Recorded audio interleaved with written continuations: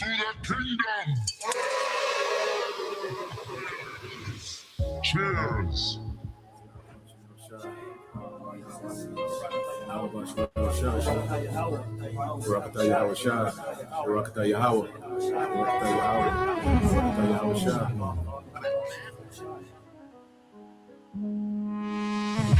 A toast to the king.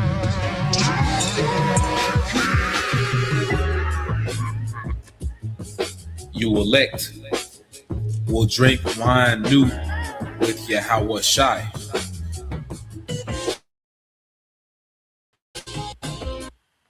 You elect. As of right now, we say hopeful elect. You elect of Israel out there will drink wine new with our Lord Yahweh Shai in his Father's kingdom, which is going to be the kingdom of heaven here on this planet Earth once Yahweh Shai returns. When our Lord comes back, one of the first things he's going to do is have a toast with his men. He's going to have a toast with his men, those that stood stiffly for his name and his Father's name. Let's read this one more time. Matthew chapter 26, verse 29. But I say unto you, I will not drink henceforth of this fruit of the vine, which is wine, which is made from grapes, as you know. And our Lord, he loves to drink, man. That's something that our Lord took pleasure in when he was here on this planet Earth. He's not going to do it anymore until he returns to do it with you. Showing just how much he loves his elect, man. He's not even going to drink until he does it again with you. I will not drink henceforth of this fruit of the vine until that day when I drink it new with you in my Father's kingdom. So what a moment that's going to be, man. And you can only imagine the quality of wine that's going to be. Our Lord Yahweh Shai, he has access to different things that we don't even know about, man. Access to different grapes you don't know about. Has access to an entirely different quality of life that we don't know about. But he's going to reveal it to you. He's going to give it to you when he returns. Now, you have what's called a loyal toast. A loyal toast. I'm going to read this real quick. A loyal toast is a salute given to the sovereign monarch or head of state of the country in which a formal gathering is given. In this case, the sovereign monarch or head of state would be Yahweh Shai. He's our sovereign monarch. He controls everything, man. But guess what? He's also going to extend that power to you elect. He's going to share that power with you.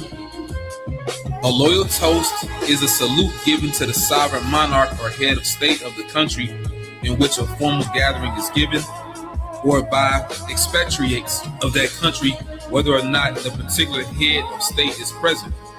In this case, the Lord will be present.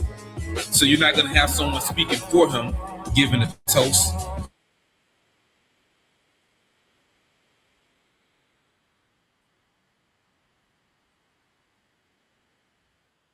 You're going to meet him face to face, which is proof also that we have to be changed. We can't meet the Lord like this. He's going to change you. He's going to crown you, and he's going to toast with you. Now let's read some more. It says, it is usually a matter of protocol at state and military occasions and a display of patriotic sentiment at civilian events. The toast is usually initiated and recited by the host, which would be Yahweh, before being repeated by the assembled guests in unison. To the kingdom. Cheers. Sometimes when Akim are among each other, we'll do little small toasts. Brothers may be like La Yashirala, holding up cups. But imagine the Lord himself hosting it, man. And we join in. And I was reading something else, and pretty much they said in order to have what they call a loyal toast, you would use wine. That's the beverage of choice.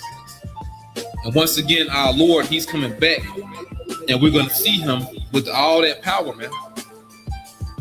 But he's going to extend that power to you. Now, reading on a monarch, it says a monarch is a head of state for life or until abdication, in this case for life. And therefore, the head of state of a monarch may exercise the highest authority and power in the state. Or others may wield that power on behalf of the monarch. And that will be you joint heirs. You different men that are going to reign with the Lord, man.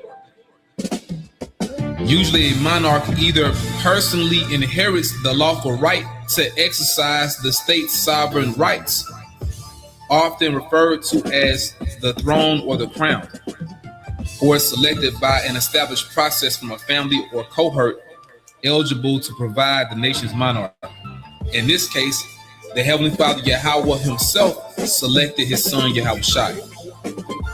And once again, when our Lord returns, he's going to wield that power to you elect as well. Once again, he's going to change you. He's going to crown you. And he's going to have a toast with you. A kingly toast. To the kingdom. Cheers.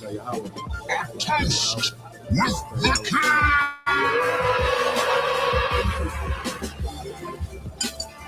Raise your glasses, my friends. A toast with the king. A toast with the king. Raise your glasses, everyone. A toast to a prosperous future. To the king. To our glorious future.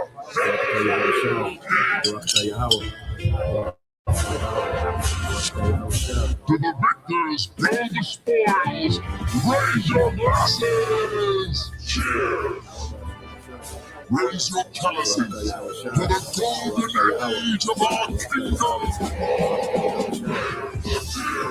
A toast to the king.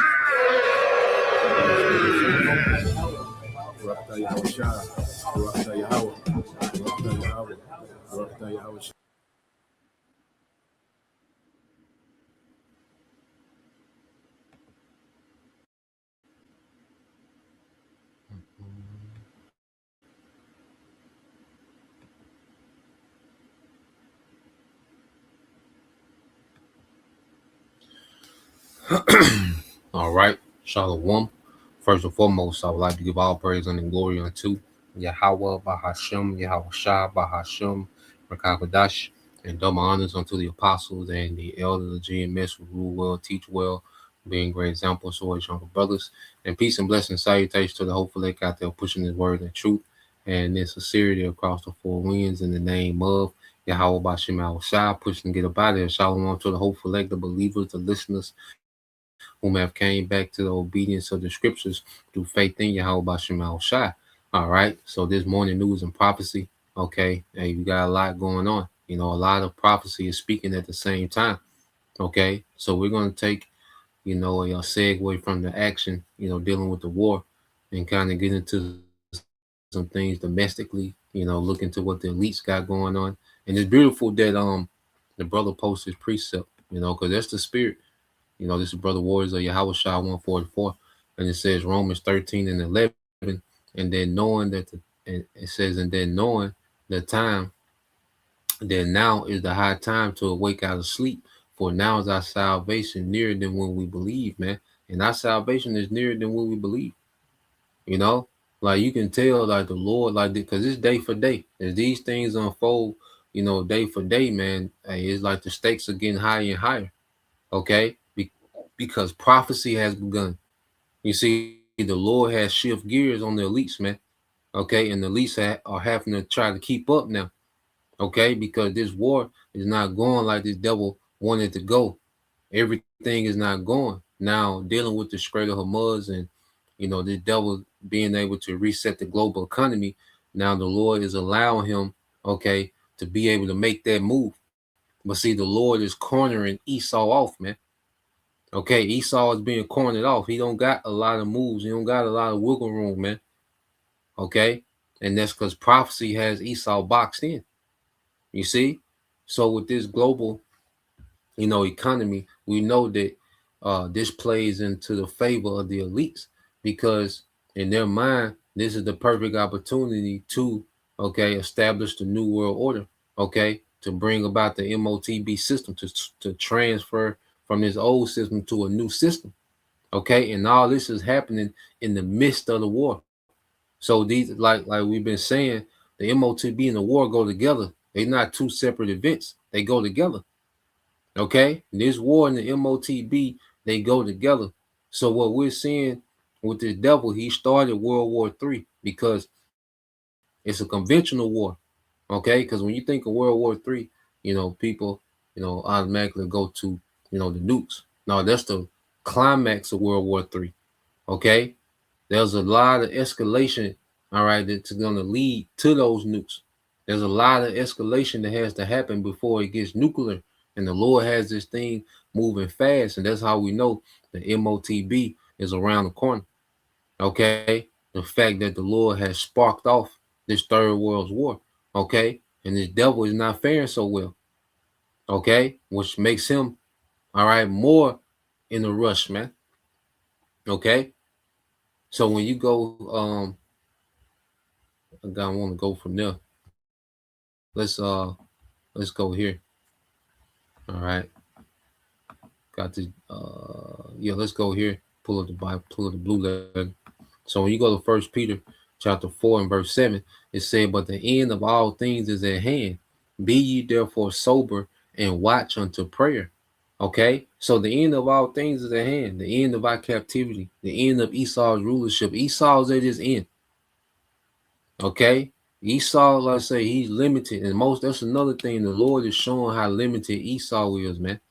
Esau is not all powerful, man. Okay, he's not all knowing. He's limited, man. Okay, in everything, he's limited in resources. He's limited in military might. Okay, he's limited in intelligence. He's limited, man. Okay, and the Most High is making this man bear. Okay, so we at the end of this man's reign. Okay, so every move he makes, he's just walking further and further into the trap that the Most High got laid for him, man. Okay, and when he make this MOTB mandatory, that trap gonna close in on his ass, man. Okay, and he's gonna be judged. Okay, it said, "Be ye therefore sober and watch unto prayer," man. So we in the spirit of watching this devil, man. If a brother want to post that in Sirach 5 and 15, okay, we in the spirit, we on our watch, man. And as we see things unfold, that's why, like El Apostle Tahar say, you miss a day, you miss a lot, man. It's a lot going on, So as we're on our watch, man, and things unfold, there's new developments, continual developments, there's new narratives that emerge, and so as we watch these things, we report, okay, showing where we at according to prophecy, man. So let's go here because even Yahweh Shai himself,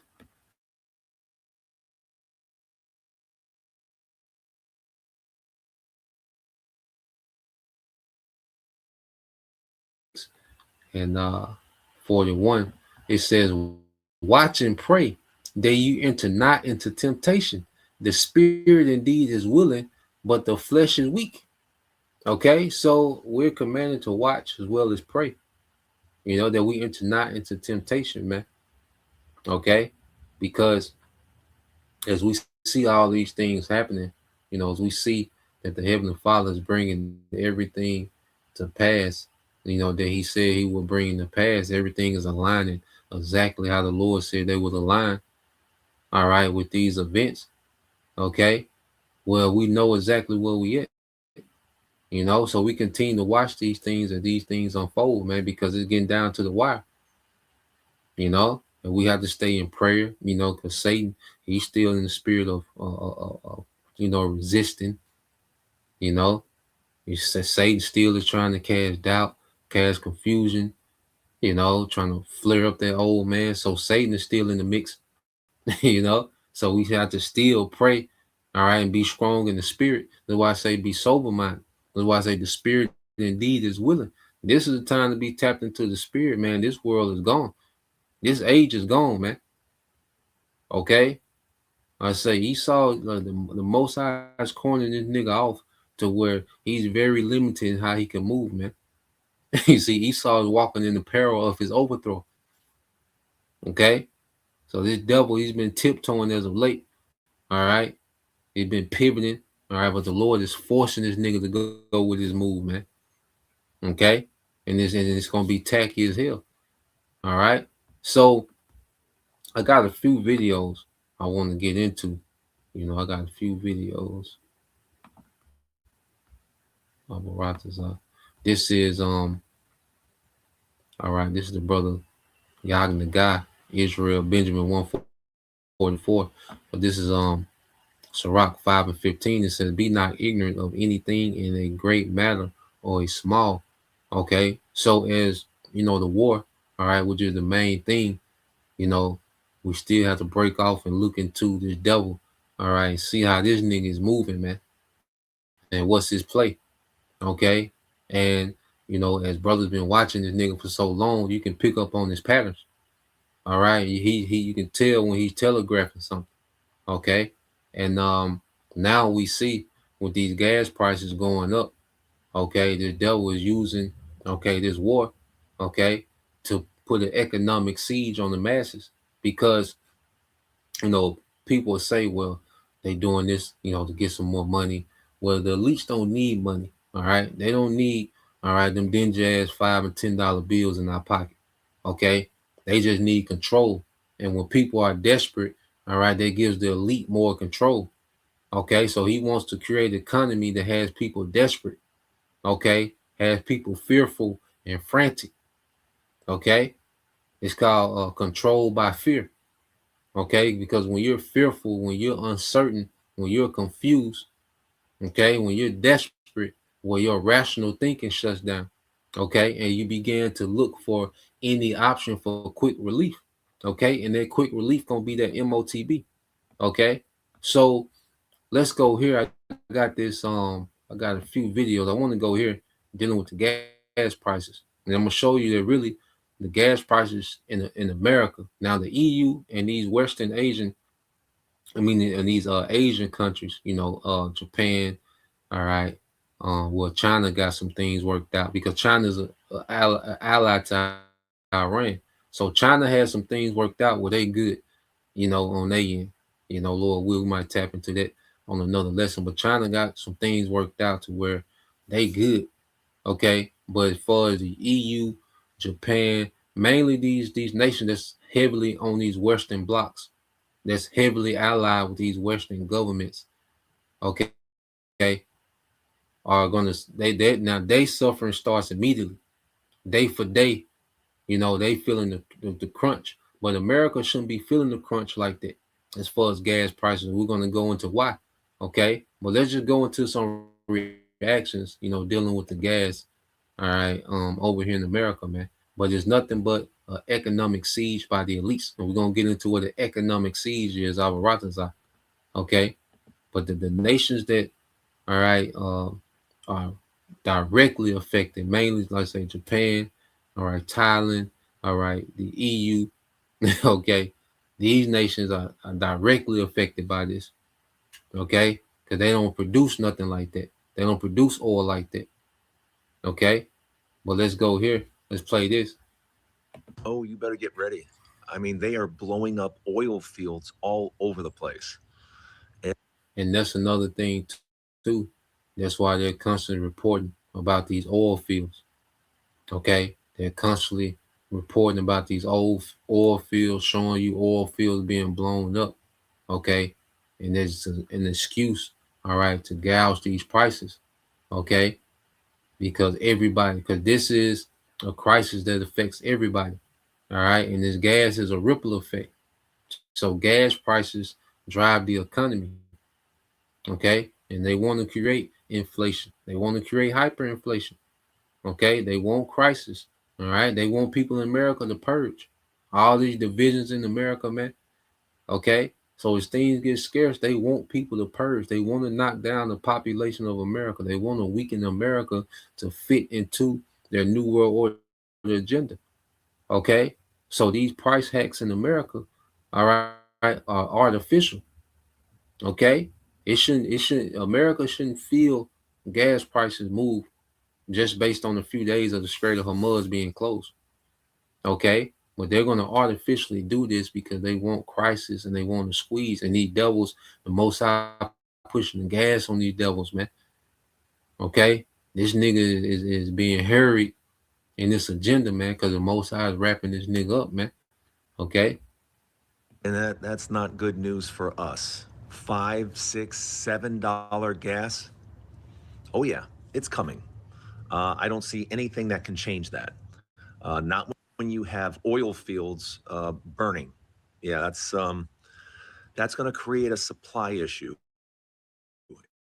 It's not like we have an oversupply of oil just waiting for us to tap into.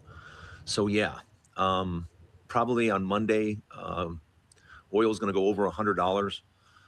By the middle of the week, if things don't improve, you're going to see 110, 115.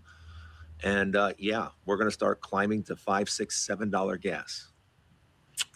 It's not if, it's just when.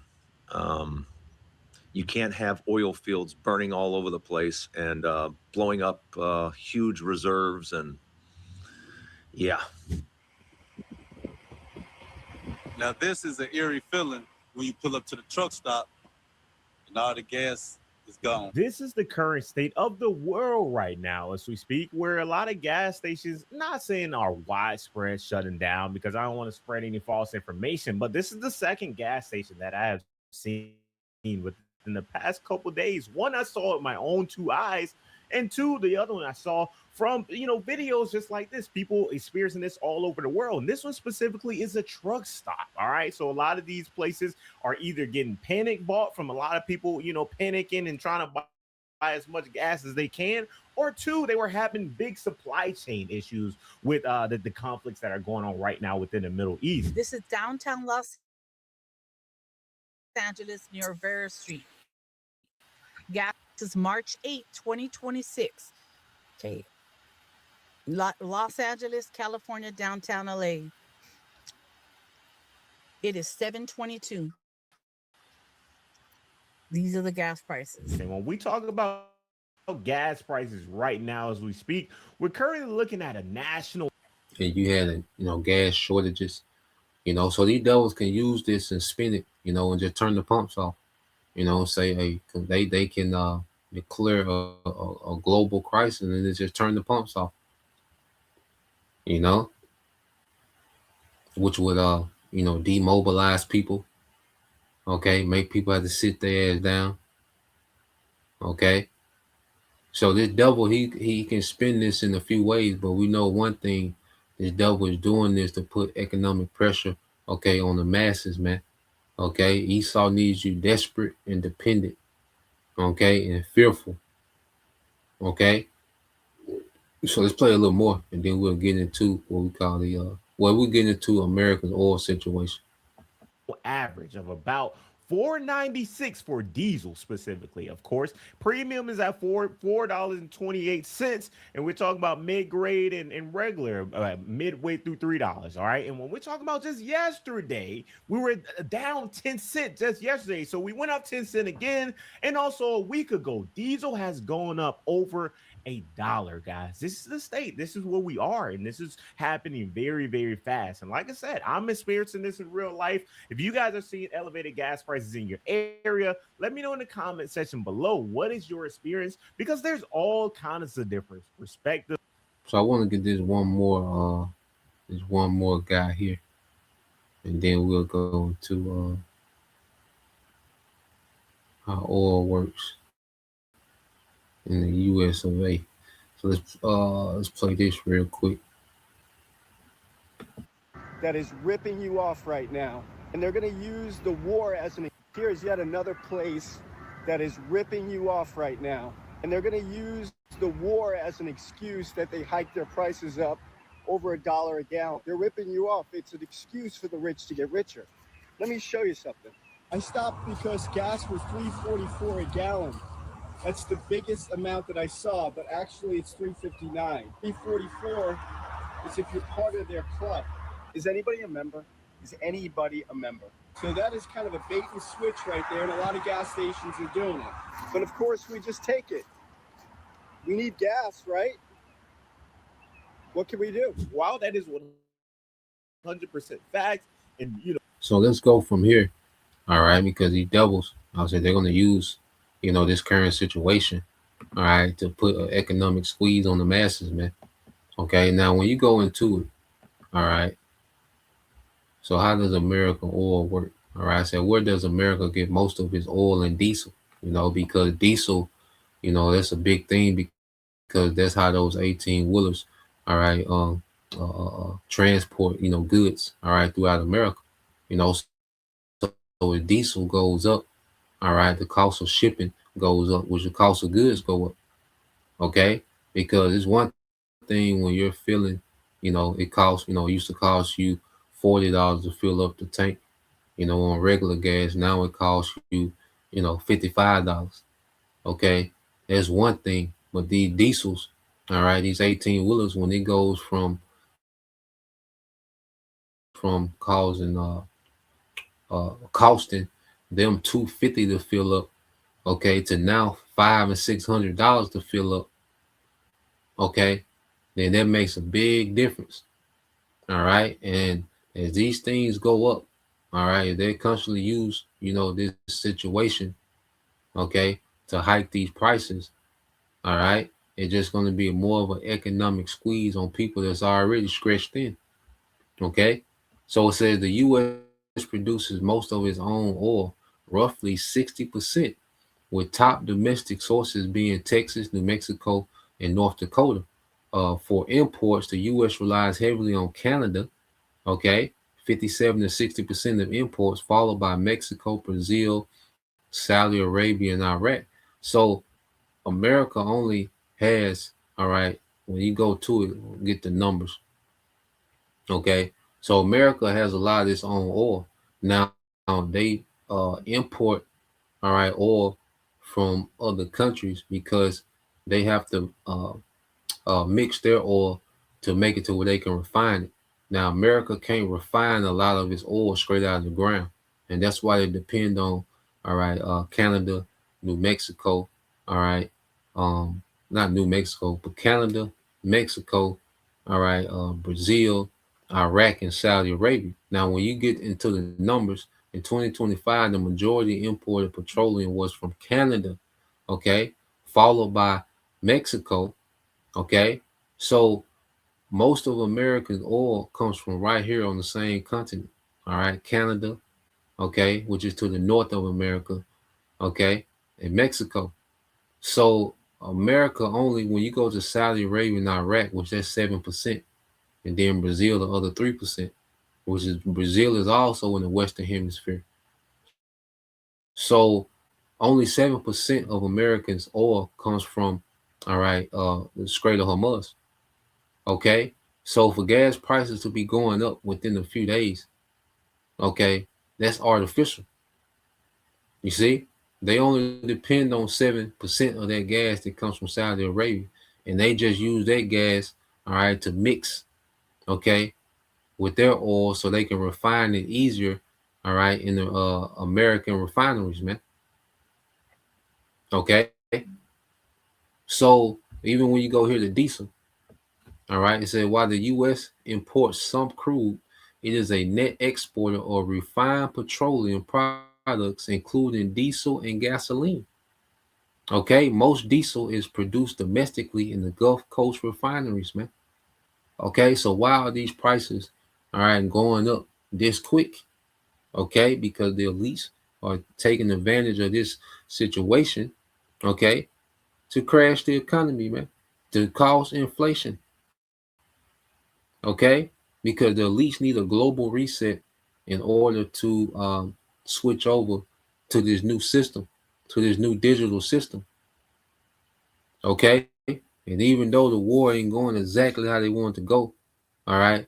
The Lord left them out, all right, to attempt this new world order because they need to attempt this before the Lord completely bring this shit down. They got to make the MOTB mandatory. So the Lord left these niggas one last out. Okay. And that's to try to pull off this MOTB. Okay. And this is where we at. All right. Now, real quick, going to, all right, what is a economic? All right. Let's go here. So when you go into economic siege, what's an economic siege?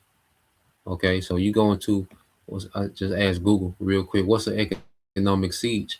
An economic siege is a form of economic warfare where a nation or group restricts an adversary. And see, your government is an adversary. See, you Americans don't understand your government is an adversary to you. Okay, it's an adversary unto you.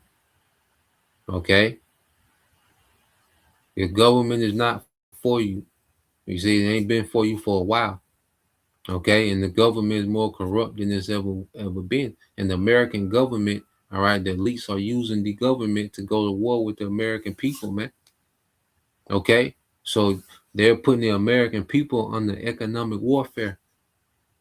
Okay, it says where a nation or group restricts an adversary's access to essential resources. Okay, an economic siege is a form of economic warfare where a nation or group restricts an adversary's access to essential resources, markets, and financial assets to force policy changes or weaken them. Okay, to force policy changes or weaken them. They want people desperate. Okay, they want people desperate for a solution. That's why a lot of people are going to run to this sea hip. Okay, because the devil is going to put so much distress, okay, in society, man. You see, conferences are constant, and this devil's been chipping away at people economically, man. Okay, and now it's to the point that with this gas, man, he can take it as far as he wants. You know, we'll watch. You know, we'll watch him, but he can take this as far as he wants, man. You know, gas can just go to something crazy. Okay, to make it where certain things gonna have to be shut down. Certain things can't be afforded. Okay, people are already stretched to the limit, man. You see, so this is a perfect opportunity for this devil, you know, to really move the needle with his new world order, man. Dealing with this oil crisis, with this energy crisis, man. Okay, it says it acts like a military blockade using sanctions, embargoes, and blacklists to cause economic distress, often leading to scarcity and inflation. Man. Okay, because if these trucks are not running, okay, and the inflation, if it don't make sense, if these businesses can't be profitable because the energy costs too much, okay. So this can have a major ripple effect in society, man. Okay, and which these devils need that to bring about, all right, the chaos, so they can bring about the order, this pseudo salvation with the sea hip. Okay, so let's go from there. I got this video because we know, all right, I mean, El Diashawamba, he did a video on it a few weeks ago. I'm talking about day 2 of the war. You know, you had so-called, all right, a nigga Muslim sleeper cell. Okay, and Esau, he's so predictable, man. That's another thing with this devil too, man. This devil is so predictable, man. Okay, he had the nigga with a, you know, an Islamic sweater on, you know, so-called, you know, did a little event in Texas. All right, so prepare for false flags. Okay, and this is going to be a way that he can link, all right, brothers to extremists. Okay, he can use false flags events and link brothers to extremists. Okay? Prepare for this nigga to do that. Okay? As we understand, as we go into prophecy dealing with Iran, he can easily turn our talking points as if we're pro-Iranian, okay, cause false flag, and blame the prophets, because that has to happen. You know? So all this prophecy is happening at one time. Okay? The Lord got everything going forth, man. You know, the Lord is getting ready to blitz the earth with prophecy, man. Okay, he is blitzing the earth with prophecy. So let's go here, because the latest thing now is the FBI warns Iran could attack, okay, LA. Okay, so let's play this.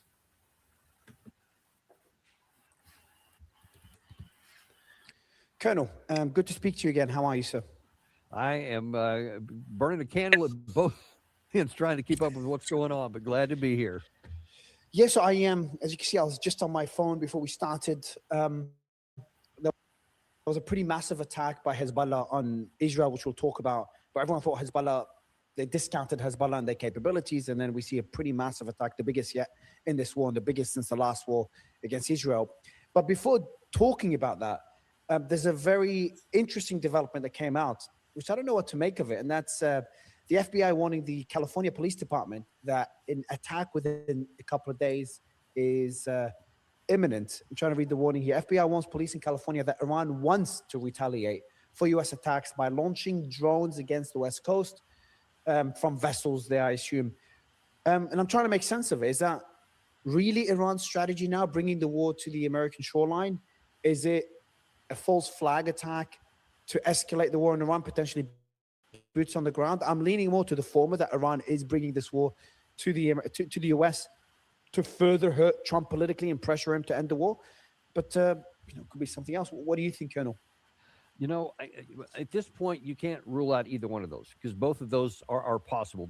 It's plausible that Iran would do that, but it's also, it would seem to be out of character from what they're doing, because they have a lot of the resources and the things they need in the region where they can do. They can go after and are hitting and are killing Americans in the process right now. They don't have to go after the homeland. They have been careful so far to primarily, at least of Americans, to go after political or military targets. To go onto something like this, I think would be, if this was true at all, first of all, and if that's what Iran was thinking of, that would be a really big unforced error, because it would immediately turn a lot of Americans against them in ways that they aren't right now. So I think it would be really foolish if they did that, but you can't rule it out, because they're saying, hey, you're devastating my homeland, and we're going to do something to your homeland because you never pay any price on any of these things. Maybe they would. But Vibe coders, ready to build more? Meet Base 44. But I have a bigger concern that it may be used by others as a false flag kind of situation. And you don't have to look very far than the polling, where President Trump is already 38 points underground. He's already heading into what's likely a blue wave, wipeout in the midterm elections. That's even without the war. Now things are starting to go bad. And if he can't turn things around pretty quick, I mean, it could be a tsunami, not just a blue wave. and you look at the polling for America. As of a graphic we had on our show earlier today showed that what the American public support level was at the beginning of various wars in our history. With World War II, it was like 95%, or maybe it was higher than that after Pearl Harbor. Even in the 2003 Iraq War, which everybody thought was real before they realized weapons of mass destruction weren't real, that was like 75% supported. This one's 41% at the beginning. Ooh. And as this thing continues to go south, that's just going to continue to bleed. So it's not out of the realm of possibility that some people may think, no, but if we had some kind of a strike on our civilian population here or anywhere on American soil, and it said, oh, those Iranians are coming to here, then you could get a huge boost in that, and people could turn positive to that, because Americans, I mean, Pearl Harbor, 9/11, they don't take those kind of things lying down. They don't even care about the facts. Once we get hit, everybody rises up and you get the rally around the flag. So I worry that that's a possibility. And unfortunately, I can't discount it, because this administration has been, and really American government for a while, and I can't just blame it on this one, It's been for a while where they'll just lie out their teeth about so many things and say things that aren't true, so that they get things that they want or whatever. So I don't have any level of trust that we wouldn't do that. In the past, I would just dismiss that as, of course not. That's not what we do here. But we do have some history with that, so I am worried about it. I'll tell you. So yeah, and people already know. You know, a lot of people are already calling it out as a false flag as soon as it was announced. Okay, but if they do these things, all right, with shock and awe, you know, it's gonna be a big psyops, man. Okay, and this devil, he's gonna spin it, you know, and like he say, America needs a rally around the flag moment, you know, because there's a lot of disapproval of how America is moving, man, especially as you know it's going south. All right, with this attack on Iran, you know, America and the small hats are looking terrible out here, man. Their credibility is shot. All right, this invincibility of America is shot. Okay, uh, you know the approval, you know, of the government, the trust in the government is an all-time low. Because one of the things with Trump, his main thing was to build back trust, okay, with the American people, all right, and walk them into this new world order. Okay, that's why he brought all the technocrats out with him. Okay, and people that wouldn't normally approve, okay, of these technocrats, all right, under Democrats, well, they approved it under Trump. Okay, so Trump whole thing was to bring back, you know, to be this great white hope, make America great again. All right, build back trust for the government. Okay, and the devil Trump was supposed to walk everyone into this new world order. Okay, but the scriptures say Esau's in scrapes, so we're going to see desperation from Esau. Okay, we're going to see desperate moves for him, and this will be a perfect way for him to blame the prophets, man, to do these false flags and just, hey, it's these guys, you know, look what they've been talking about. You see, because then Nero, all right, then he blamed, all right, the church. You see, so Nero 47, he's back again. Okay, and you best believe he's conjuring something up to blame the church. Okay, so we'll see. All right, we're just watching these things. You know, you have that news dealing with that. Now, when you go from there, all right,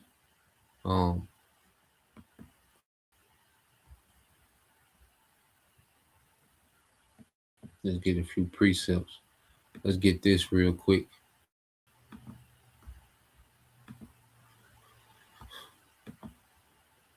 Let's get this in the book of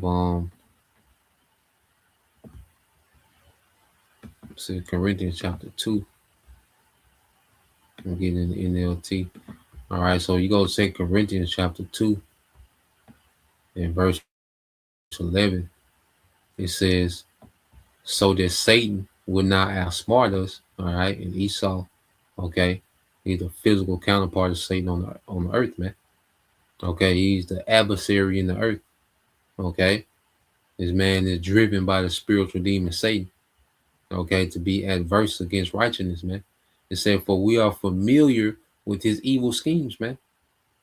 You know, and you can just look at how the devil is trying to frame everything, where he's going next with it. Okay, so the FBI, you know, giving these warnings of Iran, all right, striking with drones, okay, in LA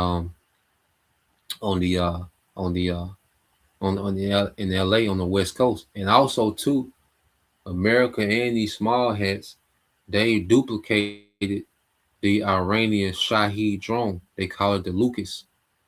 Okay, so they have their version of these Iranian drones, okay, in the American military inventory.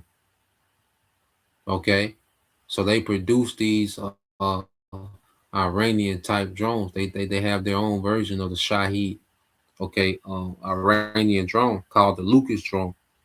Okay, you know, these small hats, they've been striking these Gulf Arab states, you know, oil infrastructure using, you know, those Iranian style drones, and blaming it on Iran because they're trying to get these Gulf Arab states to join in the war against Iran.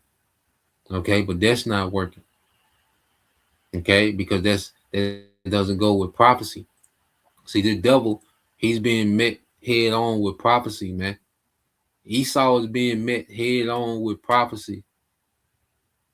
Okay, and a lot of his schemes is not working. He got one scheme left, and that's the MOTB. That's the only outlet that the Most High has left this man, is to come on with this MOTB. Okay, and to do that, he needs chaos and a false flag. Not only would he can blame the prophets, but then he can start to shut down the internet. He can shut down cities.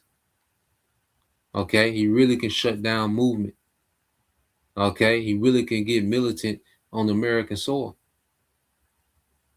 Okay, martial law. You see, because these other prophecies have to come, but see, the war is going on while these other prophecies are going to be fulfilled right here in America, man. Egyptian versus Egyptian, because people are divided, man. And when things get scarce and tight, man, all this division in America, man, these people finna collide. Okay, like a brother, I think a brother posted it. I'm gonna segue to this next video, but I'm gonna get that, the brother. But let's go here. I'm gonna get this video, then get the brother posted some precepts. Okay, but I want to go here because the Lord, all right, is dragging Esau along. All right, Esau is being dragged along. Okay, Esau went from, running the show, okay, to now he's being dragged along. Okay, by prophecy, man. You see, prophecy is in full effect on the devil, man. Okay, it's not in his favor. Now, when you let's get this. Seen the brother posted. Yep. This is the brother Yagnagai Israel Benjamin 144. Second Ezra 6 and 22. It says, and suddenly shall the sown places, all right, appear unsown. The full storehouse shall suddenly, all right, the full storehouses shall suddenly be empty, man. And if these trucks stop running, man, it's not gonna take long for the inventory of these grocery stores to be emptied out. And people, are so undisciplined. Okay, people are so, this is a hyper individual society, man. Everybody gonna be for self. Okay, and that's why even when you jump down verse 24, it says at that time, friends shall fight one against another like enemies, and the earth shall stand in fear with those that dwell therein. The springs of the fountains shall stand still. Okay, and your resources, man, these goods flowing to and fro. All right, and in 3 hours they shall not run. Okay, because everything is going to come to a complete stop eventually, man. Okay, and Esau wants anarchy. He wants people to purge each other. He wants these things, man. He wants people to be at war. He wants these little cliques to form and people to get militant. And the devil, he's going to be unleashing mercenaries. Okay, so while this war is going on, there's a lot that's going to come to America, man. Okay, while this war is going on, because this war can go conventional for a while. Okay, it's going to be conventional. You're going to see nations start to trickle in, different nations start to trickle in. This such and such has joined the war, such and such has joined the war. This nation just entered the war. You see, it's going to escalate into nuclear destruction. Okay, nations don't, come into wars immediately. Okay, because these nations are preparing themselves. They're watching. You think these nations ain't watching day for day, missile for missile, what's going on with America and Iran? These nations watching, man. Okay, and they'll position themselves and posture themselves to enter in. Okay, according to the scriptures, because these alliances got to happen. These alliances are got to happen, and they're already starting to trickle in, even if it's just verbally, because it starts off with verbal. Okay, a verbal, all right, commitment. Then you start seeing assets being sent, information being shared. Okay, then you might, you know, they might go defensive for Iran or defensive for the small hats, help defend. Okay, and then they start joining in on offensive strikes. So it's going to be a build up, okay, to the climax of the war, which is the nukes, man, and Yahushua. Okay, the Ukraine and Russia war has been going on for 4 years. That's conventional warfare. Okay, because you look at all these missiles going, and you be like, damn, they both gonna be through by April. Nah, man, they can do this for a while. They can be in conventional war for a while, man. You see, while all these other prophecies are being fulfilled. Okay, so let's play this, okay, because he's on point for about the first 9 minutes, and then even he goes left, and that's why the prophets are here. See, the prophets have the 100% truth of the understanding needed to understand what's going on. Okay, these certain analysts and professors and ex militaries and ex-military, ex-CIA, they have a lot of intel, a lot of information, but when it comes to how it ends and how it plays out, okay, they have to be skeptical. Well, we know for sure how this is going to play out. You see? So let's play this.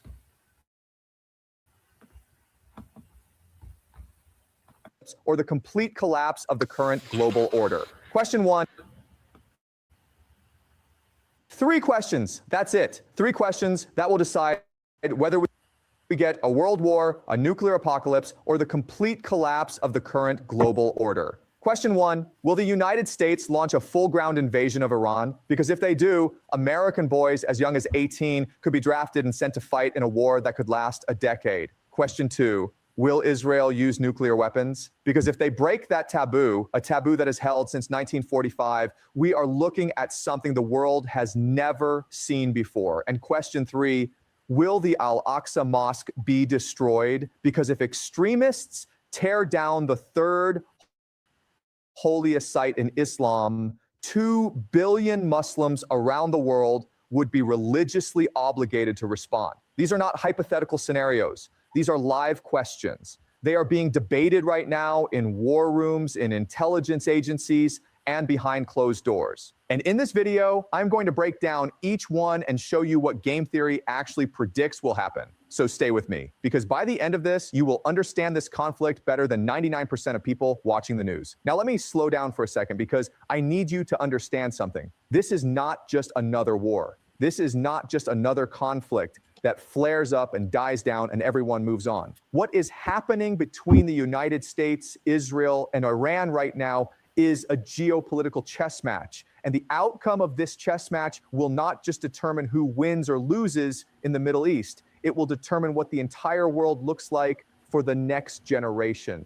The alliances that form, the economies that rise or collapse, the borders that shift, and it's all going to collapse. Okay? Because Yahushua is going to usher in a righteous new world order. Okay? A righteous world order is all going to collapse. You see, this war here changes everything. It's the war to end all wars. Okay? Power structures that hold or crumble, all of it comes down to 3 specific pressure points. 3 questions that are sitting like loaded guns on the table. And here's the thing. Most people are watching the news and they are seeing explosions. They are seeing airstrikes. They are seeing politicians give speeches, but they are not seeing the underlying mechanics. They are not seeing the game theory. They are not seeing the strategic logic that is actually driving every single decision being made right now. That is what I'm going to show you today. So let us start with where we are right now. What is actually happening on the ground, or more accurately, in the air? Right now, the United States and Israel are fighting what we call an air war. They are striking Iran from a distance. Missiles, drones, precision strikes, cyber attacks, everything is being done remotely. From a military perspective, this is the modern version of what we used to call siege warfare. You surround your enemy, you hit them from the outside, and you try to weaken them without ever stepping inside their walls. And here is the key point. Well, as long as this remains an air war, the United States has an exit door. They can choose to de-escalate, they can choose to pull back, they can negotiate, they can withdraw from the Middle East. Would they lose? Yeah, probably. But the loss would be manageable. It would not be catastrophic. It would be a strategic setback, not a national disaster. But here is where things get dangerous. Beneath the surface of this air war, there are 3 pressure points that could blow everything wide open. 3 triggers that could turn a controlled conflict into an uncontrollable one. And each one of these triggers is connected to a question that the world is asking right now. The first is whether American boots will touch Iranian soil. Because once ground troops go in, there is no exit door. The war becomes a commitment, a 10-year commitment that would drain American resources, American lives, and American credibility. The second is whether the nuclear taboo will be broken, a taboo that has held for 80 years. The only thing standing between the world and nuclear warfare is the fact that nobody has been crazy enough to use one since Hiroshima and Nagasaki. But there are people right now who are considering it. And the third is a religious flashpoint so sensitive that it could unite 2 billion people under a single cause overnight. The Al-Aqsa Mosque, a site so sacred that its destruction would not just be a political event, it would be a spiritual earthquake. These are the 3 layers that most people are not seeing. The news shows you underneath. But here's the thing nobody is really talking about, hawking. There is a framework, a strategic model that can actually help us predict what happens next. It is called game theory. And game theory is not about guessing. It is not about opinions or feelings or political bias. It is about analyzing the strategic options available to each player, understanding their incentives, and mapping out the most likely outcomes based on logic. Now, I want to be very clear about something. These are predictions. These are educated guesses based on publicly available information and game theory analysis. I do not have inside information. I do not know more than you do. But what I do have is a framework, a way of thinking about conflict that allows us to cut through the noise and see what is really going on. So let me walk you through it, starting with the first and most immediate question on the table. Will the United States send ground troops into Iran? Now, on the surface, this sounds like an easy question. Most people would say, no. Why would America invade Iran? They saw what happened in Iraq. They saw what happened in Afghanistan. 20 years of war, trillions of dollars, thousands of lives lost. And what did they get? Nothing. They pulled out and everything collapsed. So surely, the United States would not be stupid enough to do it again, right? Well, here is the problem. Wars do not work on common sense. Wars work on escalation. And escalation has its own logic, a logic that pulls you in whether you want to go or not. Let me explain this with a... And this prophecy pulls you in whether you want to go or not. The least of the flock shall drag them out. Okay? The small has drugged America into this, man. Okay? And that's the will of Yahweh by Shema Shah. This escalation, all right, this driving force behind this war is the will of Yahweh by Shema Shah. Okay? And once it starts, you can't get out of it. Okay? As we're going to go into it because he has a term called mission creep. You know, we're going to get into it, but he's going to explain it a little bit and then we'll expound some more. But that's the will of the Lord. It got Esau on the mission creep, man, to where he starts something that he's controlling, but then he loses control. Little by little, he's beginning to lose control of the situation, man. Okay? Concept called mission creep. Mission creep is when a military operation starts small and controlled, but then slowly, gradually expands beyond its original scope. It is not one big decision. It is a series of small decisions, each one making perfect sense in the moment, but collectively pulling you deeper and deeper into a conflict you never intended to fight. This is exactly how the United States ended up in Vietnam. It started with a few hundred military advisors, just advisors, right? We are not fighting. We are just helping. Then the advisors needed. And right now, Russia is doing that for Iran. Russia has technicians. They have pilots. Okay, China has technicians. China has pilots. Okay, in Iran, they have advisors in Iran. Okay, so just as America started off with just advisors in Vietnam, okay, and then it led to what? Troops, to them actually being engaged. Okay, Russia and China have advisors in Iran now. Okay, they have military personnel in Iran now. You see?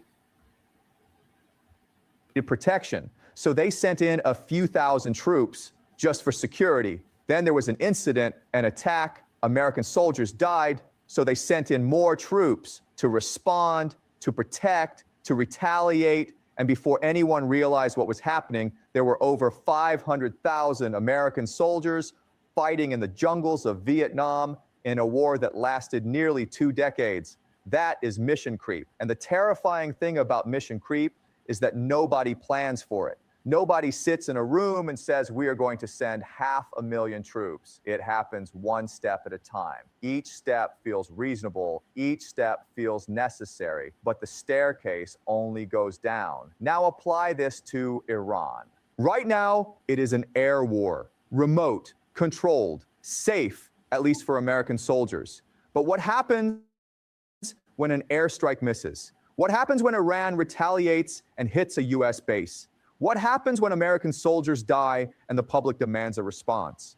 What happens when the air war is not enough to achieve the strategic objective? You send in a small team, a special operations unit, just a quick mission, in and out. But then it does not go well. So you send in 2,000 troops to support them, then 5,000, then 10,000. And suddenly you are in a ground war in Iran, a country of 88 million people with mountainous terrain that makes Afghanistan look like a parking lot. And once you are in, you are trapped. A ground war in Iran would not be Iraq. It would not be Afghanistan. It would be both of them combined and multiplied. Military analysts estimate it could take 5 to 10 years. It would require a scale of military mobilization that the United States has not seen since World War II. And now I want to go into this term mission creep. We know, all right, it's not going to be 5-10 years, this war, okay, because the Lord has everything speeding up. But I want to go into mission creep because that's what the Lord has Esau on. So he's on the mission creep, you know, and once it started, it can't be undone. You can't stop it, okay, because these devils have to fulfill prophecy, man. These nations, these alliances have to be made for this war. These things got to be done, okay? And because this, when the climax of World War III gonna cancel out everything Esau trying to do, okay? And the Most High got this man on mission creep. So it says a mission creep is the gradual, unplanned expansion of a project. Okay, so this devil, he went into this war with one plan, with one mission, but now the Most High got him on mission creep. Okay, it says organization or military mission beyond its original goal or scope. You see, it's growing out of control. Okay, he can't put the top back on. Okay, he done opened up that top and it's everywhere now. He can't put it back on. He done took the lid off and he can't put it back on. Now he on mission creep. Okay, it said it often leads to increased costs, resource depletion, and diminished focus on the core purpose as the initial limited objective expands into a much larger endeavor. Okay, so Esau is on the mission creep. The Lord got Esau on this mission creep to this third world war, climaxing into a nuclear war. Okay, so this devil, he's having to do things to try to mitigate his last decision. See, he's trying to save face.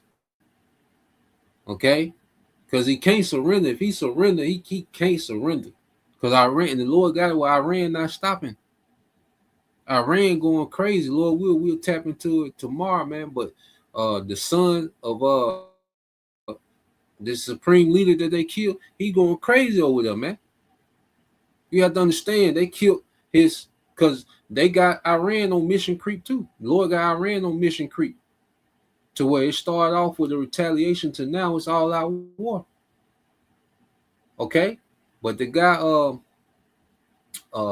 Mashtaba, okay, the new supreme leader of Iran, they killed his father, his wife, and his daughter in them airstrikes, man. Okay, they killed his father, wife, and daughter all in once.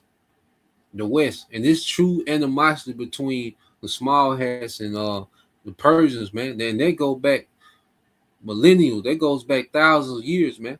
That's an old rivalry, man. There's true bad blood between those two people. You know, there's real bad blood. Lord, we ought to do a lesson on it, but there's true bad blood between those two people, man. That's been brewing for a long time, and those small hats been constantly agitating the boar. And now they done unleashed this wild boar, and then they killed the father, but then the son, now he's in charge, man. Okay, and these last 2-3 days since he's been in charge, man, they've been going crazy on these small hats, man. Okay, because the Lord got them on the mission creep too. Russia, they on the mission creep. They starting off advising, but eventually they're gonna be fully involved. They starting off just supplying information and weaponry, okay, sending their technicians. Okay, China, they on the same thing, providing information and weaponry, and because it was China that helped them shut down the Starlink. Okay, so it's starting off with them. Okay, but what if okay, some Russian advisors get killed in the strike? Some Chinese technicians get killed in the strike. You see, the Most High got this thing planned out, man, where it's going to escalate according to how he wants to escalate, man.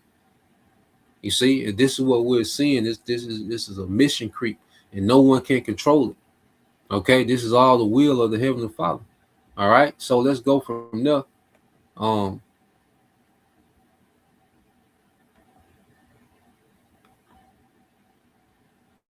Let's go from there. Let's get this.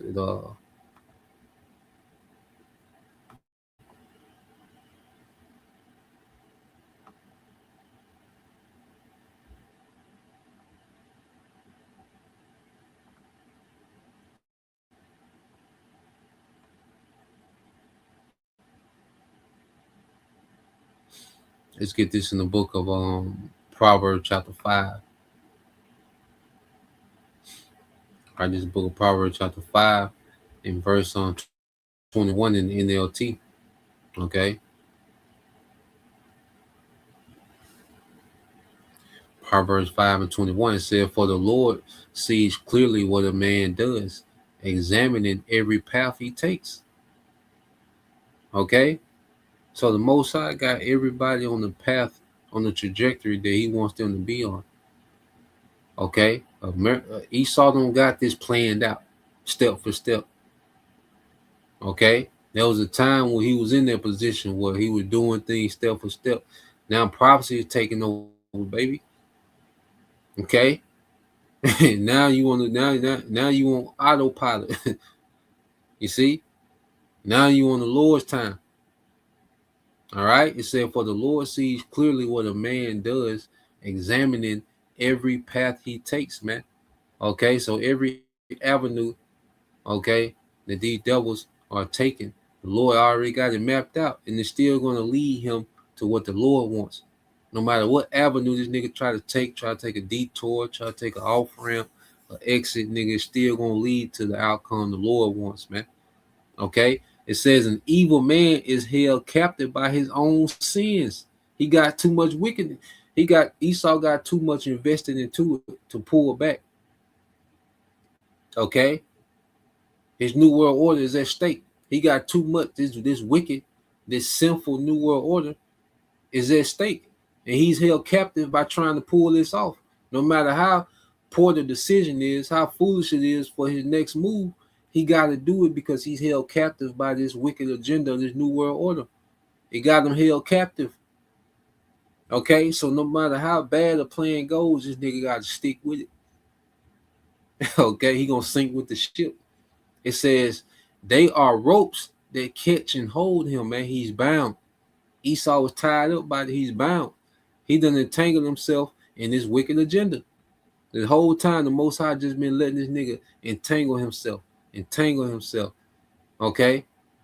Now this nigga bound by this wicked agenda. He got to go for it. Okay? And it says, he will die for lack of self-control. He will die for lack of self-control. He will be lost because of his great foolishness, man. Okay? So he done went down this road and now he's losing it. He's losing control of the car. Okay? This nigga hitting the guardrails back and forth. Okay? Accelerating. You know, he can't stop himself from accelerating. The gas just accelerating by itself, man. Most High done took control of the car, man. All gas, no brakes. Okay? Until the will of the Lord is fulfilled, man. You see? So, let's, I got another video because this is interesting too. Okay? I'll play this as well.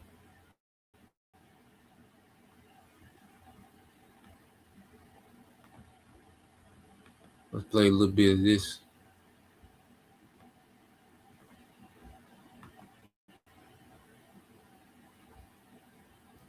I can't see this as anything other than a threat to, obviously, I don't mean to be selfish, but I don't want my son and his peers drafted into this war. And that's something that you reported today on the Liberty Report, that as Iran escalates, Congress passes automatic involuntary draft registration. Now, this is the reason a lot of us voted against the Biden administration and the Kamala Harris campaign, because the Biden administration had floated doing this for Russia. How the F did we get here now? Can you tell us about this report? It's dangerous, and the NDAA is notorious because it's a must-pass bill. They will slip some of the worst language in there. If you remember going back, 15 or 20 years, the things that they put in the NDAA. Well, this is a terrible thing because it will automatically register young men between the ages of 18 and 26 for the draft, for the selective service.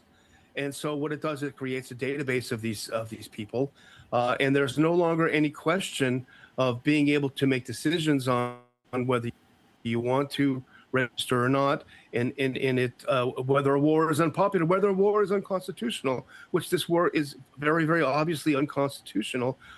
And this is another opportunity for these devils to depopulate. All right, to just send, okay, men and women, okay, over there to that war. This is a great chance also for them to depopulate, man. To send them over there to get slaughtered. Okay, because that ground invasion of Iran is going to be a slaughterhouse, man. Okay, it only gets worse. There's no good news for America. America ain't got, people think America going to whip out some type of crack mind. No, America, it only get worse for them, man. Okay, because this is the Lord. This is a judgment from on high. Okay? America is showing that, the Lord is showing that America is limited. Esau is limited, man. Okay? This nigga got a hell of limitations, man. You see? So, this would be a perfect opportunity, too, for the elites, to depopulate, especially a lot of the youth, 18 to 26, automatically being registered for the draft, man. Okay? You're going to be forced now to be in a situation where you will be automatically registered for the draft. And a lot of people are salivating at the idea of starting a draft, of sharing the burden. The problem with this, as Dr. Paul says, is the presumption is that the government owns you, that owns your body, that you are a slave. And that just simply isn't the case. If we were attacked, which I don't think we have been, maybe the Colonel is a better historian than me, since 1812 by foreigners on our own soil, unless you count 9/11, which is another story. It's not something that's going to happen, but if it does happen again, I'm thoroughly confident in our young men and women that they will defend their own country. Right. This is not the existential threat to the United States, Colonel, right? As you've pointed out, it comes from Mexico, it comes across our southern border. It does not come from Iran, to say the least. No, Dan's 100% on target, and I'm very confident that if you called for a draft on the assumption that the draft was for people to exclusively defend the United States here at home, you would have no difficulty. But we all know that's not what the draft is all about. But I think it's important to point something out. We don't have an army to send. Our army is too small. It's been cut back repeatedly. We have put our money into very exotic weapons and particularly into this very large fleet, surface fleet that has very limited utility in the modern world today. It's wonderful to watch jets take off and land, but naval power like that isn't going to win any wars. It's not even able to defend itself very effectively against the kinds of threats that we're seeing. So we don't have an army large enough. Secondly, the army, if we were to push it, and it would have to land somewhere. That means it has to come ashore in the Middle East. Wherever it comes ashore, whether it's on the coast of Syria, Israel, or perhaps Baluchistan in southern Iran, terrible place to do it. But if it happens, no one is going to be fooled in Tehran. Everyone will watch it on, real-time television from satellite-based reconnaissance. And very shortly, as soon as you've assembled most of your force, most of the ships are there disgorging equipment, you're going to be hit with precision-guided ballistic missiles and drones. We're not prepared to deal with that. We have not got an army right now that could cope with the kind of threat environment that you see in eastern Ukraine. And we're not going to have that for some time. So the whole idea of a ground war is preposterous. Can you go back to Karg again, the island we feature? We know according to prophecy, all right, that troops are going to be deployed. No matter how disaster it is, they got to go through. They got to go through with it. Okay? No matter how disastrous the plan is, nigga got to go through with it, man. All right? And this is why prophecy fills in the blank, all right, of these certain analysts and, military and, certain, science, political science, professors, so on and so on. This is what prophecy fills in the blank. Where they're uncertain, we're certain. Okay. Yesterday on the show, and we did a bit of a deep dive on how strategically important that little island is off the coast of Iran. 90% of the oil flows through Iran from that island into those cargo shipping oil containers and so forth to flow out. There is talk, multiple Trump administration officials saying that they want to capture that island. Maybe you could just go a little deeper into what a crazy move that would be, and how in the world would the United States even plan to secure such an island? Well, the first thing is that much of the oil and fuel that comes out of Karg Island goes to India and China and Japan and South Korea. So if you're really interested in harming those countries, by all... Mossad got this nigga in the trick bag, man. Because they talking about Karg Island, which is an island where Iran produces, refines, and ships most of its oil. But he telling you what country that oil go to. Okay? So America's in the trick bag where all they can do is isolate themselves on the global stage for everybody to nuke their ass, man. So you see that? This nigga, no matter what this nigga do, man, he's met with prophecy. Okay, prophecy is step for step with this nigga, man. Okay, you know how them niggas want to be on defense. They niggas slap the floor on basketball, man. That's how Esau was trying to bring the ball up the court, man. One of them niggas low as hell, arms wide, slapping the floor. That's how prophecy is on Esau, man. Okay, step for step with this nigga, man. So whatever idea he got, he met with prophecy. So this whole bright idea, let's take Karg Island. Okay, well, you're gonna turn China, Japan, okay, and these Asian nations against you. Let's send in the Kurds. Let's weaponize the Kurds and let's send them in. Okay, let's send in the Kurds. Well, now you're gonna turn Turkey against you. Turkey is gonna become hostile, directly involved. Okay, or they got this bright idea. Let's send Azerbaijan, all right, if I'm saying it right, I can't say it, all right, but it's a nation between Azerbaijan, I think I'm saying it right, but it's a nation right between Russia and Iran. So it was talks that they was gonna get them, to do an invasion on Iran. Well, guess what? If they do that, guess who's going to be directly involved in? Russia. Okay, because Russia got history with Azerbaijan. Okay, so you're just going to activate Russia to get directly involved. So no matter what bright idea this nigga try to come up with, prophecy is waiting on this nigga, man. The Most High got this nigga, man. Esau done. Okay, every decision he make, he's done. Okay, let's play this. Wind it back a little bit. Is that much of the oil and fuel that comes out of Kharg Island goes to India and China and Japan and South Korea. So if you're really interested in harming those countries, by all means, destroy Kharg Island. But taking it and holding it without getting into a major fight, in other words, you've got to move ground force somehow or another into the region. They have to cross the water. They have to get to the island to hold it. Well, good luck. I think that's going to be extremely dangerous and very, very difficult to do. But the important thing for everybody to remember is that if we do this, and it's probably not going to work, the island could easily be destroyed. And then Iran has no incentive of any kind to let oil infrastructure in the Persian Gulf survive anywhere. Refineries, drilling rigs, storage tanks, doesn't make any difference. All of those ports will be smashed. And I also think it's important to remember that the Israelis struck a desalination plant in Iran. And that's a very dangerous thing to do. Iran is not that dependent on those desalination plants. But the Gulf states and Saudi Arabia are extremely dependent on them.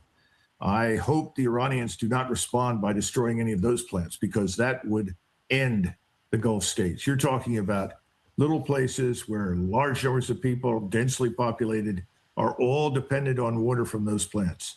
That would cause mass death and certainly the destruction of the economy. I want to ask you both how are we supposed to feel about this? Because if you've studied this conflict, you know that is our government that started this on false pretenses. And then when you see these embarrassments militarily, it feels like we effed around and found out. It feels like just desserts. Our leaders deserve this, but our soldiers don't. And so how are we supposed to handle this? How do you guys view it? I'll start with you, Dan. Well, what I'm worried about the most right now is something domestically. I mean, and I don't want to sound conspiratorial, but I'm worried about a false flag. I don't know if you've seen this, but the FBI apparently has been warning police departments in California that Iran may launch attack drones off the West Coast into the U.S. Now, to me at least, this is, as we see things falling apart, it becomes very obvious, regardless of what Hegseth tells us and what Trump tells us, it's very obvious that Iran has not been degraded. Next phase is false flags. Next phase is to get people on board with this. So I think this is something to definitely. Everybody calling this nigga out, man. You know, everybody calling this nigga out, man. Okay, with these false flags. Okay, because they know Esau got the same old dusty ass playbook for everything, man. False flags. Okay, the same military doctrine. Okay, you know, the same, extremists. The black identity extreme. You got the same dusty ass playbook, man. Okay, everybody calling them out at every turn, man. Okay. Keep track of, because if something like this happens, you better say goodbye to any of our civil liberties, even our ability to go on the redacted. It'll be gone. Yeah, Colonel. I mean, Dan's right, and I've been I fear false flags because you don't want to bring them up, you don't want to say it, but Israel loves false flags. They have a long history of it. Just look at the USS Liberty. I mean, look at the Lavon affair in Egypt. Trying to drag us into a war. So it's one of Israel's favorite pastimes is false flag attacks. They're doing it right now in Azerbaijan. I wouldn't be surprised. Of course, they're reporting of attacks into Turkey, also trying to make it look like Iranian attacks, all of that. So Dan's right. On United States soil, is that something you're concerned about? Well, first, let's be clear. nobody is going to stop me from talking to Natalie. I'm sorry, Cliff. Forget it. I will always show up to talk to Natalie, even half dead. So That's nice. I don't really place too much credence in that, because my information tells me that the Iranian government has specifically instructed anyone that they're in contact with in the Western Hemisphere absolutely not to harm the United States. They understand that that would be a gift to Israel. Wow. And they're not interested in doing that. So I think your false flag analysis is sadly plausible and by no means impossible. It has to be taken seriously. Yeah, so they heavy on that false flag, man. And like I say, with that false flag, the devil, he can really begin to shut things down. Okay. He can really begin to scrutinize the internet, certain talking points. Okay. Censorship can go to another level. All right. So it's going to be some interesting times in America as this war goes on, especially if the devil, is constantly losing control. Okay. He's constantly losing control of the events in the earth, man. Okay. And he's being pressured and rushed, all right, to come with this new world order, man. MOTB. Okay. So, let's go here.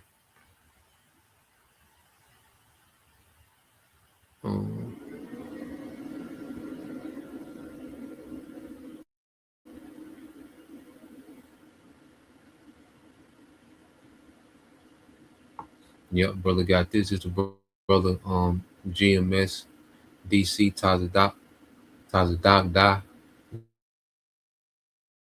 It's Isaiah 14:11 said that pomp is brought down to the grave.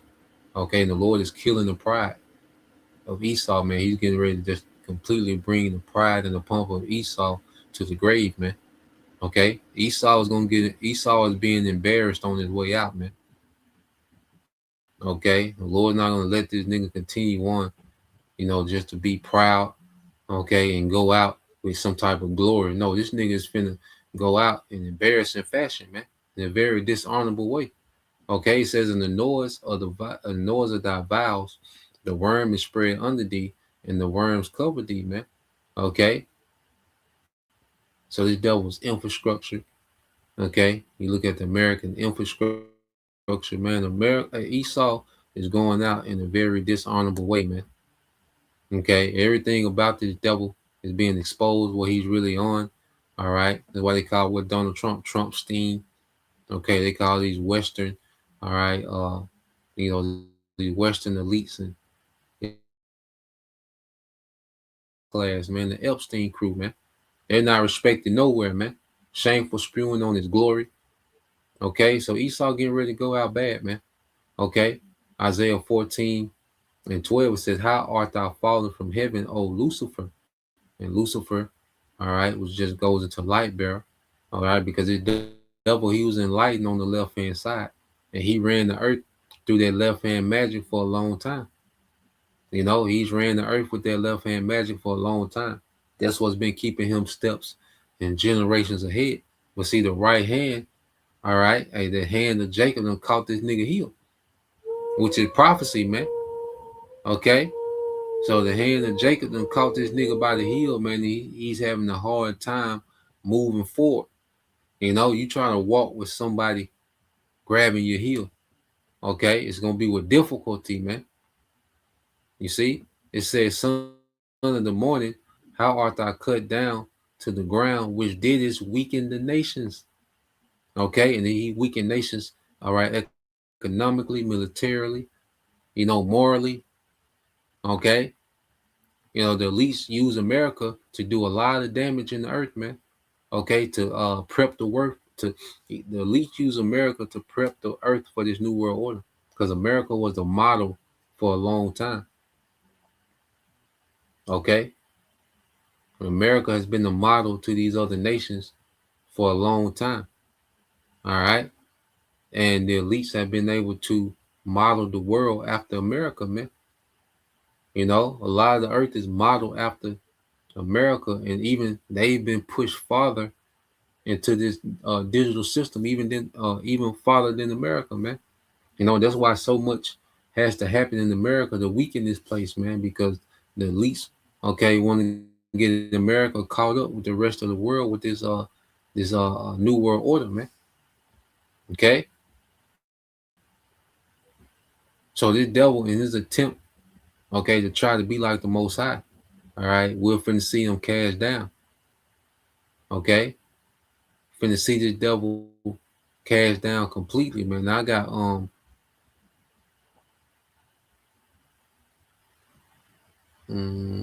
I'll leave it there. I think I'll play that other. Let me see.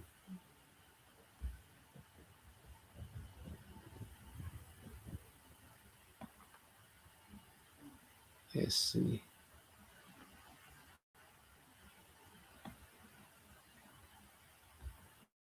I might go into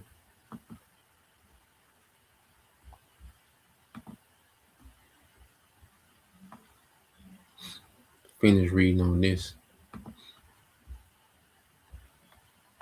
But this is the thinking, of Esau. So let's continue on this Isaiah. Isaiah 14:13 said, "For thou hast said in thy heart, I will ascend into heaven, I will exalt my throne above the stars of the Most High. I will sit also above the mount of the congregations on the sides of the north." Okay, so this devil in his mind, I say he thinks that he's going to sit in the seat of the Most High on earth through his technology. Okay, he thinks that through technology he's going to be able to replace the Most High. Okay, he's going to be able to take on the responsibilities of the Most High, of governing the earth, of governing the existence. He thinks that he's going to be able to take on those responsibilities with his technology, man. Okay, this man is sadly mistaken, man, and he's far short for being able to try to do that. He's nowhere near that, man. Okay, he's nowhere near the ability to be able to replace the Most High with technology, man. He doesn't come close. All right, he doesn't begin to come close, man. Okay, well, this man has exalted himself for a long time. All right, through his military, through his wealth, and through his technology, man. Okay. It says, verse 14, it says, "I will ascend above the heights of the clouds. I will be like, the Most High." Okay, I will be like the Most High. And this is this man's mindset. I'm going to be like the Most High. Okay. This is how far bugged out he is. And this is what he's trying to chase. He's trying to chase that ambition of being like the Most High, man. So no matter how bad the decision is, he gonna make it because he's ambition. He's trapped into it. His pride. Okay, his pride not gonna let him turn that agenda loose, man. Okay, and the Lord built him like that. It said, "Yet thou shalt be brought down to hell, to the sides of the pit," man. Okay, so the Lord finna bring this devil to misery. Okay, this devil finna go into captivity, man. Okay, the devil finna go from being a ruler, calling the shots, running the earth.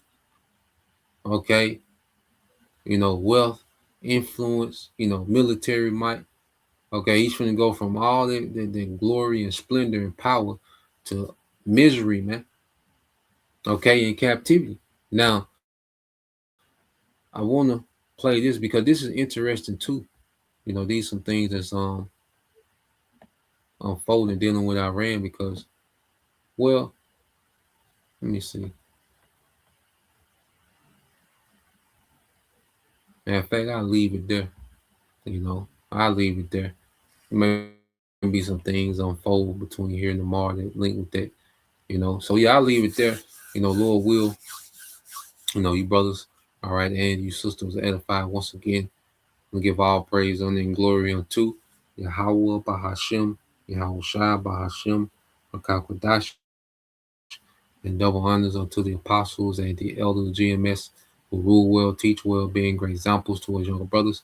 And peace and blessings, salutations to the whole Philip Shalom.